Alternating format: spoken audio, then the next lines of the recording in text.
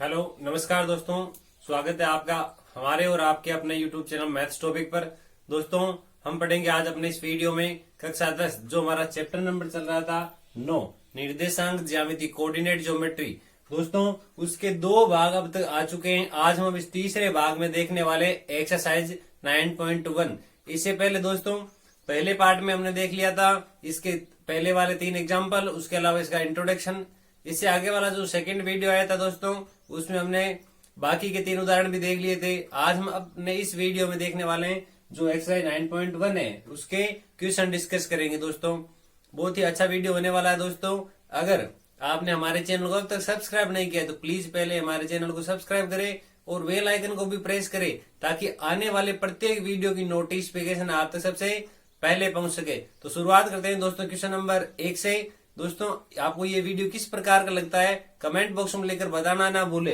तो question number 1 क्या दिया गया है,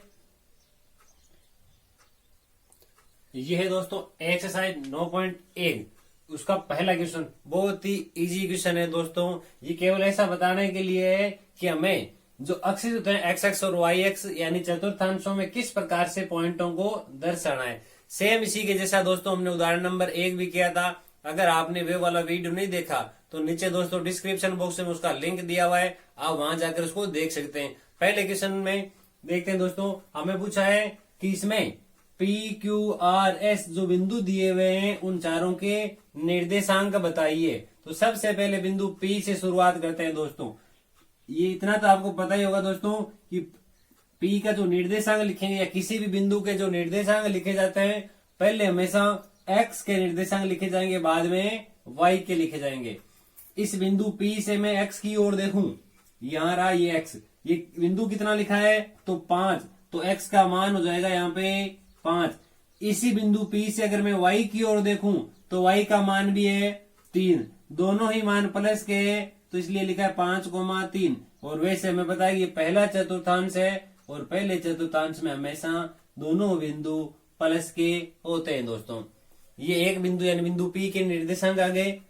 अब बिंदु क्यू की ओर चलते हैं। ये रहा बिंदु क्यू। इस बिंदु क्यू के निर्देशांक क्या होंगे, यदि बिंदु क्यू से एक्स अक्ष की ओर देखा जाए, बिंदु क्यू से एक्स अक्ष की ओर देखा जाए तो हमें क्या प्राप्त होता है -4। ये यहां से नीचे देखने पर प्राप्त हुआ कि एक्स का तो मान कितना है -4। अगर बिंदु क्यू से वाई एक्स की ओर देखा जाए तब प्राप्त होता है +6। इस बिंदु क्यू के निर्देशांक गए 4,6। अब बिंदु आर की बात करेंगे। बिंदु आर में बिंदु आर से एक्स अक्ष देखिए -3 और बिंदु आर से वाई एक्स -2। तृतीय चतुर्थांश में यानी थर्ड क्वाड्रिलेट है उसमें दोनों ही वैल्यू एक्स एक्स हो चाहे वाई एक्स दोनों ही ऋणात्मक होते हैं। अब चलते हैं चौथे चतुर्थांश में। बिंदु एस से एक्स का मान देखिए +1, बिंदु एस से वाई का मान देखिए -5। इस प्रकार से दोस्तों हमें 4 बिंदु दिए गए थे पी क्यू आर और एस। चारों बिंदुओं के हमारे पास निर्देशांक आ चुके हैं। कौन कौन से आए, बिंदु पी के निर्देशांक तो आ गए 5,3, ये रहा। बिंदु क्यू के निर्देशांक आए -4,6 और आर के निर्देशांक आ गए -3, -2 और जो एस है उस एस के निर्देशांक आ गए 1, ये पहला क्वेश्चन दोस्तों इतना ही था। अब जो सेकंड क्वेश्चन है इसका जस्ट अपोजिट है। इसमें हमें ग्राफ बनाया हुआ है, सारे पॉइंट दर्शाए हुए हैं और पूछा इनके निर्देशांक ज्ञात करो। दूसरे क्वेश्चन में क्या है दोस्तों, हमें बिंदु दिए हुए हैं, अलग अलग प्रकार के 6 बिंदु दिए हुए हैं। इन दिए गए 6 के 6 बिंदुओं को हमें इस प्रकार से ग्राफ में आरेखित करना है। तो देखिए दोस्तों शुरुआत करेंगे, इन 6 बिंदुओं को हम किस प्रकार से यहां दर्शाते हैं देखते हैं। इसी में बना देते हैं। देखिए 6 बिंदु है, 6 के 6 हमें निर्देशांक दिए हुए हैं तो अभी इनके सबको दर्शा देते हैं। किस प्रकार से दर्शाएंगे। पहला बिंदु है 1,2 और दोनों ही मान प्लस के। दोस्तों जब दोनों ही मान प्लस के हो तो सीधी सी बात है पहले चतुर्थांश में होंगे। पहले चतुर्थांश में x का मान तो मेरे पास 1, ये रहा x का मान 1, यानी यहां से तो हम ऊपर की ओर जाएंगे इस प्रकार से। और y का मान है 2, तो ये रहा y का मान 2। जहां ये दोनों मिलते हैं वो पहला बिंदु, उसको नाम देता हूं मैं a,2, a b c p q r x y z, नाम कुछ भी दे सकते हो। अब हम दूसरे बिंदु की ओर चलते हैं। दूसरा बिंदु है -1,3। यदि पहला अंक माइनस का हो और दूसरा प्लस का हो तो हमेशा दूसरे चतुर्थांश में होता है दोस्तों। ये दूसरा चतुर्थांश, x का मान -1 ये रहा और y का मान 3, यानी यहां तक चलना पड़ेगा। ये रहा x का मान तो कितना था, -1, y का कितना था 3 प्लस का। इस बिंदु को मैं b नाम दे देता हूं। 2 बिंदु आ गए। इसी प्रकार से हम तीसरे बिंदु की ओर चलते हैं। यदि दोनों ही ऋणात्मक हो, -2 और -4, ये रे -2 और ये रे -4, जहां ये दोनों एक दूसरे को प्रतिच्छेद करते हैं, काटते हैं, उस बिंदु को नाम दे देंगे C। चौथा बिंदु 3,-2, ये रहा 3 और ये रहा -2, ये चौथा बिंदु D आ जाएगा। 3,-2। अभी 2 बिंदु और है। इन दोनों बिंदुओं से पहले दोस्तों मैंने पीछे वाले वीडियो में बताया था कि जो x अक्ष है, कौन सा अक्ष है, x अक्ष, और एक होता है हमारे पास में y अक्ष। x अक्ष पर y का मान 0 होता है और y अक्ष पर x का मान कितना होता है, 0। इस पूरी लाइन पर यानी x अक्ष पर y का मान हर जगह 0 है। इस y अक्ष पर प्रत्येक बिंदु पर x का मान 0 है। तो मैं अगर इस बिंदु की बात करूं तो x का मान तो +2 है और y का मान 0। इस पूरी लाइन पर x का मान +2 जहां पर है वही बिंदु हो जाएगा E, यानी 2, और y का तो कितना है, 0। अब मैं आखिरी बिंदु की बात करता हूं 0,3 की। 0,3 बिंदु के निर्देशांक देखिए। x का मान तो 0, यानी होगा तो कौन सी लाइन पे, इस y अक्ष पे। परंतु देखिए y का मान अगर प्लस का है तब तो ये वाला बिंदु आएगा, अगर माइनस का होता तो ये वाला बिंदु आ जाता। यहां मैं लिख देता हूं f 0,+3। ये दोस्तों पहले क्वेश्चन में तो मैं सारा ग्राफ बनाया हुआ था, बिंदुओं के निर्देशांक बताने थे। दूसरा जो क्वेश्चन है, दूसरे क्वेश्चन में निर्देशांक दिए हुए ग्राफ बनाना था। 2 कंप्लीट होते हैं दोस्तों। अब हम आगे चलते हैं क्वेश्चन नंबर 3 की ओर। क्या दिया गया हमारे पास क्वेश्चन नंबर 3, देखते हैं। देखिए ये है दोस्तों क्वेश्चन नंबर 3। क्वेश्चन नंबर 3 क्या दिया है, आयतीय निर्देशांक अक्षों को लेते हुए 3 बिंदु दिए हुए। एक तो O 0,0, यानी मूल बिंदु ये रहा, ये होता है मूल बिंदु O। उसके बाद आगे वाला जो बिंदु है वो हमें दिया गया है बिंदु P। बिंदु P के निर्देशांक दिए हैं 3,0। R है, इसके निर्देशांक दिए हुए 0,4। इन सबको पहले ग्राफ में दर्शाना है। पहले दोस्तों इन सबको मैं दर्शा देता हूं किस प्रकार से आएंगे। O जो मूल बिंदु है वो तो ऑटोमेटिकली लिखा हुआ है, ये रहा मूल बिंदु। अब बिंदु P की बात करते हैं। बिंदु P में x का मान तो है +3 और y का मान है 0। y का मान 0 कहाँ होता है y अक्ष पे। y का मान 0 होता है x अक्ष पे। x का मान 3, ये रहा बिंदु P। इसको मैं नाम लिख देता हूं बिंदु P, जिसके निर्देशांक कितने दिए हुए हैं, 3,0। अब बात करते हैं बिंदु R की। बिंदु R के निर्देशांक है 0,4, यानी x का तो मान 0 है, तो होगा कौन से अक्ष पे, y अक्ष पे। तो ये हो गया बिंदु R 0,4। अब ये बोला है यदि OPQR, OP यहां कहीं पर एक बिंदु Q है और ये R, इन सबको मिलाने पर जो आकृति बनती है वो क्या होगी, एक आयत होगी। ये आयत कब हो सकता है, जब ये दूरी है उतनी ही ये दूरी होनी चाहिए, इस प्रकार से, और जितनी ये दूरी है उतनी ही ये होनी चाहिए। देखिए इस प्रकार कुछ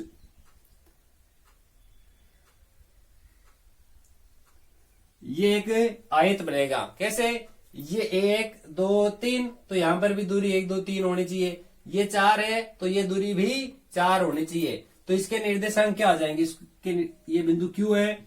बिंदु Q से नीचे देखने पर x का मान तो आ रहा है 3, और यहाँ साइड में देखने पर जो y अक्ष है, y अक्ष का मान आ रहा है 4। अतः बिंदु Q के निर्देशांक 3,4 है। एकदम इजी सा क्वेश्चन था दोस्तों। अब हम इससे आगे वाले क्वेश्चन नंबर 4 की ओर चलते हैं। क्वेश्चन नंबर 4 क्या दिया हुआ है, बिंदु हमें 4 5 बिंदु दिए हुए हैं, इन 4-5 बिंदुओं के निर्देशांक दिए, इन सब को पहले ग्राफ में बनाना है। पहले इन सब का ग्राफ बनाते हैं। किस प्रकार से ग्राफ बनेगा दोस्तों, ये एक अक्ष हो गया और ये इसके लिए दूसरा अक्ष, ये इसके लिए +1, इधर होता है +2, इधर जितनी भी संख्याएं लेनी हमें वो सारी प्लस की होती है। ऊपर भी हम जितनी ही संख्याएं लेंगे, चाहे कितनी भी संख्या क्यों ना ले ली जाए, ऊपर सारी की सारी संख्याएं प्लस की हो जाएगी। अब जो लेफ्ट हैंड साइड है, इधर जितनी भी वैल्यू है वो y के ऋणात्मक मान होते हैं दोस्तों, ये x अक्ष के ऋणात्मक मान। नीचे जो है वो होते हैं y के ऋणात्मक मान, 1, 2, 3, 4, इस प्रकार से कंटिन्यू चलते जाते हैं। ये मूल बिंदु O है। अब पहला बिंदु है x का मान -1 और y का मान 0। x का मान तो -1 है परंतु y का मान 0 है। ये रहा बिंदु। इस बिंदु को मैं कुछ भी नाम दे सकता हूँ, ABCPQRS, इसको मैं नाम देता हूँ A। इस बिंदु को क्या नाम दे देते हैं, A, जिसके निर्देशांक है मेरे पास में -1, 0। दूसरे बिंदु में हमें क्या लिखा है, x का मान तो +1 परंतु y का मान 0। ये रहा दूसरा बिंदु, बिंदु B, x का मान तो +1, y का मान 0। तीसरा बिंदु, दोनों x और y दोनों के मान ही एक है, दोनों प्लस के हैं, तो ये रहा इधर से जाएंगे, ये इधर से जाएंगे। दोनों बिंदु जहां मिलते हैं उस बिंदु को नाम देते हैं बिंदु C। अब बिंदु C के अंदर क्या करेंगे, ये देखिए, ये बिंदु में C बना देता हूं, ये बिंदु C जिसके निर्देशांक 1, 1। अब इसे आगे वाला बिंदु, जो बिंदु आएगा हमारे पास 0, 2, यानी x का मान अब की बार 0 है। और x का मान 0 कहाँ होता है, इस y अक्ष में। x का मान 0 और y का मान कितना, 2। इस बिंदु को नाम दे देता हूं D, 0, 2। आखिरी बिंदु है x का मान तो -1, ये रहा -1, y का मान +1, यानी ये यहां पर ये बिंदु आ गया E। माइनस का 1, प्लस का, इन चारों बिंदुओं को क्रम से मिलाने पर क्या लिखा है, इन चारों बिंदुओं को क्रम से लगातार, A को B से, B को C से, C को D से और D को E से और वापस A से, इन सब को मिलाने पर कौन सी आकृति बनती है ये हमें बताना है दोस्तों। तो यहाँ पर देखिए 1, 2, 3, 4, 5 भुजाएं, तो अतः इन सब को क्रम से मिलाने पर एक क्या आकृति बनती है दोस्तों, एक पंचभुज की आकृति हमें प्राप्त होती है। ये थे दोस्तों क्वेश्चन नंबर 4 और 3। अब हम इससे आगे वाले क्वेश्चन नंबर 5 की ओर चलते हैं। क्वेश्चन नंबर 5 हमें क्या दिया हुआ है देखते हैं। ये है दोस्तों आज का क्वेश्चन नंबर 5। क्वेश्चन नंबर 5 में क्या दिया हुआ है, चतुर्भुज बनाइए। क्या बनाना है, चतुर्भुज। यदि उसके शीर्ष दिए हुए हो, हमें 2 दिए हुए पॉइंट, दोनों पॉइंटों में 4-4 निर्देशांक दिए हुए हैं, यानी दोनों में अलग अलग प्रकार से आरेख बनाने। उन दोनों में क्या करना है, हमें सबसे पहले इन चारों बिंदुओं को निर्देशित करेंगे, इसमें इन चारों को भी निर्देशित करेंगे इस दूसरे में। इन चारों को मिलाने पर एक चतुर्भुज बनता है। दोनों पॉइंटों में चतुर्भुज कैसा बनता है उसका नाम बताना है। तो यहाँ पर भी हमें एक इस प्रकार से बनाना होगा, यहाँ पर भी मैं इस प्रकार से चतुर्थांश बना देता हूं। ये मूल बिंदु O के निर्देशांक 0, 0। ये देखिए 3, 4, यहाँ इस प्रकार से कंटिन्यू मान बढ़ता जाएगा। ये 5, ये 6, ये 7। अब देखिए इसमें देखने पर पता चल रहा है x का मान देखिए 1, 2, 8 और 10, यानी x का मान 10 तक है। ऋणात्मक मान तो नहीं है ना x का, तो मैं काम करता हूं, पहले एक ही बनाते हैं। ये 7 आ गया, उसके आगे 8, 9, 10, यार एकाध से ले लेते हैं, कोई दिक्कत नहीं है। अब ये x के ऋणात्मक मान हमें चाहिए तो नहीं, फिर भी 2, 4 लिख देते हैं। y के जो धनात्मक मान है अब वो लिख रहे हैं। y के धनात्मक मान कितने चाहिए वो देख लो, 1, 4, 4, 1, यानी 4 चाहिए, उससे ज्यादा चाहिए ही नहीं। और ये लो हो जाएंगे y के ऋणात्मक मान। ठीक है, अब इसमें मान बनाते हैं। देखिए दोस्तों किस प्रकार से आएगा। हम पहले बिंदु की बात करेंगे। x का मान भी 1 और y का मान भी कितना 1। x और y दोनों का मान प्लस का 1 है। ये सभी मान दोस्तों प्लस के हैं, जिसके लिए जिस बिंदु पे दोनों निर्देशांक यानी x अक्ष का और y का दोनों के मान प्लस के हो, वे हमेशा प्रथम चतुर्थांश में होता है। ये सभी पहले चतुर्थांश में रहेंगे। x का मान 1 और y का मान भी 1, ये इधर से x का मान 1, इधर से y का मान 1, ये आ गया बिंदु। नाम कुछ भी दे दो, अब की बार बिंदु को नाम देते हैं बिंदु P, जिसके निर्देशांक 1,1। अब दूसरा बिंदु x का मान 2 और y का 4, ये रहा x का मान 2 और y का मान ये ऊपर रहा 4। इस बिंदु को नाम देते हैं Q 2,4। तीसरा बिंदु 8,4, x का मान प्लस का 8, ये रहा x का मान प्लस का 8, परंतु y का मान कितना है 4, ये रहा। यहां से ऊपर की ओर जाएंगे तो यहां बनेगा दोस्तों। इस बिंदु को R नाम दे देता हूं, R के निर्देशांक 8,4, और ये जो बिंदु है 10,1, वो कहां पर बनेगा, ये रहा 10 और ये यहां थोड़ा सा ऊपर 1। इस बिंदु R दिया था, इसको S नाम दे देता हूं 10,1। अब उन्हें इन सबको क्रम से मिला देते हैं। मैं क्या करता हूं, P को तो मिलाता हूं Q से, Q को मिला देता हूं किससे, R से, R को मिला देता हूं S से, और वापस S को या P को S से। ये इस प्रकार का एक चतुर्भुज बन गया। पहले क्या करना था, चतुर्भुज बनाना था। अब नीचे बोला है कि कैसा चतुर्भुज बनेगा वैसा नाम बताइए। ये दोनों लाइनें समांतर है, ऐसा चतुर्भुज जिसमें भुजाओं का एक जोड़ा या एक युग्म क्या हो, समांतर हो, वह चतुर्भुज क्या कहलाता है दोस्तों, समलंब चतुर्भुज। कैसा चतुर्भुज कहलाता है, समलंब चतुर्भुज। ये हमारा पहला पॉइंट इसका कंप्लीट होता है दोस्तों। अब हम इसी के सेकंड पॉइंट की बात करेंगे। सेकंड पॉइंट में हमें क्या दिया हुआ है वो देखते हैं, इसी में बना देंगे सेकंड पॉइंट भी। और सेकंड पॉइंट मान कितने चाहिए होंगे, देखिए x के मान तो सारे ही ऋणात्मक चाहिए, y के मान भी काफी ऋणात्मक चाहिए, यानी y का मान अधिकतम होना चाहिए -6। थोड़ा सा नीचे और जाना पड़ेगा हमें, ये -5 और -6 -7, इस प्रकार से x का मान भी -6 तक होना चाहिए। तो इस प्रकार से आगे बढ़ा देते हैं, -4 -5 -6, इस प्रकार से कंटिन्यू बढ़ता जाएगा। अब दोस्तों निर्देशांक बनाना शुरुआत करते हैं। पहला बिंदु -2 और -2, x का मान भी -2 और y का मान भी -2, ये रहा -2, ये रहा -2, ये दोनों यहां पर मिलेंगे। इस बिंदु को P Q R S कुछ भी नाम दे सकते हो। ये -2 और ये -2, पहला बिंदु हो गया। दूसरा x का मान -4, ये रहा -4, परंतु y का मान कितना, +2, ये -4, ये +2, दोनों यहां पर एक दूसरे को मिलते हैं दोस्तों। ये बन गया यहां पर। इस बिंदु को P नाम दिया था, इसको Q नाम दे देते हैं। -4, +2, ये +2, दो बिंदु हो गए। अब हम तीसरे बिंदु की ओर चलते हैं। तीसरा बिंदु क्या दिया हुआ है, -6 और -2, ये -6, ये -2, ये यहां पर बनेगा फ्रेंड। ये PQ, इसको नाम दे देते हैं R।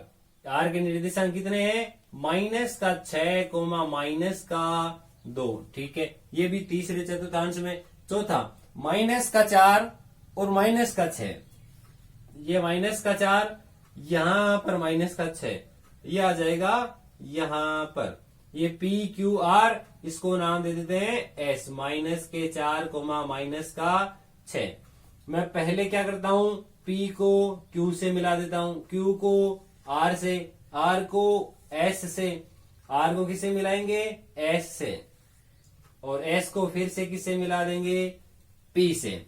ये इस प्रकार से एक आकृति बन गई दोस्तों। हमें पता है, हमने तो ये बिना माप के लिए, जब भी हम ग्राफ बनाते हैं तो ये सारे कॉलम समान माप के होते हैं। ये देखिए, ये जितनी दूरी है उतनी ही दूरी ये है, उतनी ही दूरी ये है, और उतनी ही दूरी, यानी इसकी चारों भुजाएं समान आ चुकी है दोस्तों।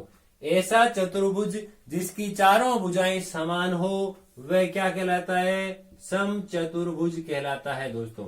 क्या कहलाता है, समचतुर्भुज। दोस्तों हमने एक्सरसाइज 9.1 शुरुआत की थी। 9.1 में हमने क्वेश्चन नंबर 1 से 5 तक कंप्लीट कर लिए। इन पांचों क्वेश्चनों में से आपको कौन सा क्वेश्चन अच्छा लगता है दोस्तों, कमेंट बॉक्स में लिखकर जरूर बताएं। ये वीडियो आपको जैसा लगता है कमेंट बॉक्स में लिखकर बताएं। अगर वीडियो अच्छा लगा हो तो वीडियो को लाइक करें, अपने सभी दोस्तों में शेयर करें। चैनल को सब्सक्राइब नहीं किया है तो प्लीज हमारे चैनल को सब्सक्राइब करें थैंक यू दोस्तों, धन्यवाद। मिलते हैं इसी प्रकार के एक शानदार वीडियो के साथ।